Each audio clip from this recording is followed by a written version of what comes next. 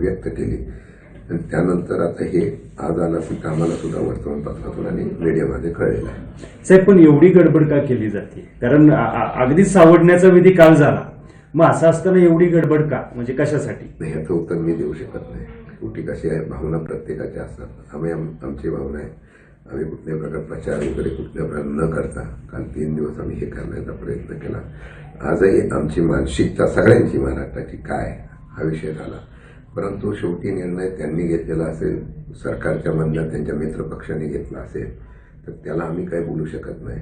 ती घाई का केली का नाही केली त्याचं उत्तर तेच देऊ शकते. साहेब, या सगळ्यात पवार साहेबांना कुठेतरी अंधार ठेवायचा प्रयत्न होतो असं वाटतं का या सगळ्या निर्णय हा प्रक्रियेत? पवार साहेबांचा विषय येत नाही ना, हा त्यांच्या पक्षाचा विषय येतो. हा, जर पवार कुटुंबी एकत्र बसले असते, चर्चा झाली असती, जशी आम्ही अपेक्षा व्यक्त केली होती तशा पद्धतीने त्यांनी चर्चा केली असती तर पवार साहेबांचा विषय आला असता.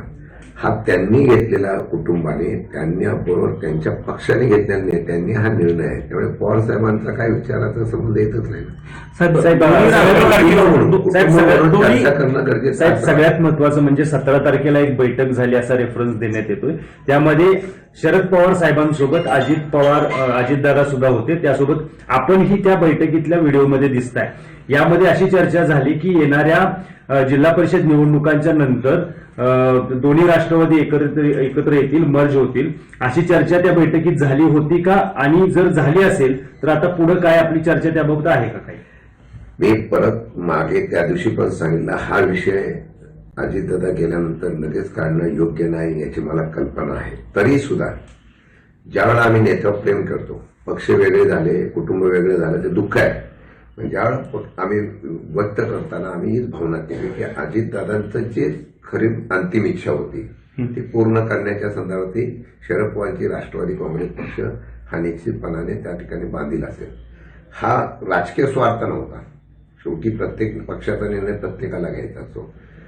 चर्चा झाली होती का? 100% झाली होती.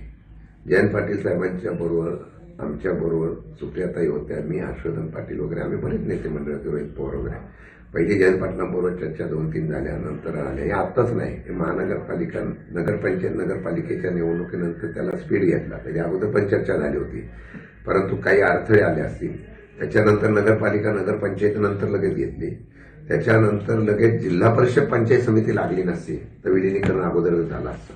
पण जिल्हा परिषद पंचायत समिती लागली, आचारसंहिता लागली आणि दोन्ही पक्षाच्या बैठका घ्यायच्या म्हटलं वेळ मिळाला नाही. म्हणून 12 तारखेच्या बैठकीला हा निर्णय झाला की दोन्ही पक्षांनी एकत्र येऊन निवडणूक लढवायची आणि 12 तारखेनंतर लगेच निकाल लागला की आपण पक्ष विलिनीकरणाचा निर्णय घ्यायचे. त्याला 2 कारणं होती.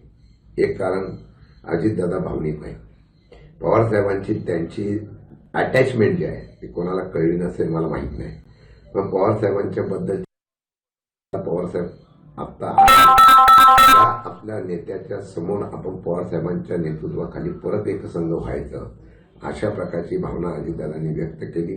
त्याला अजून काय कारण असेल ते दादांना माहिती, परंतु मला वाटतं की पवारसाहेबांच्यावर त्यांचं असलेलं प्रेम, भावनिकता त्यातून ते व्यक्त केलं.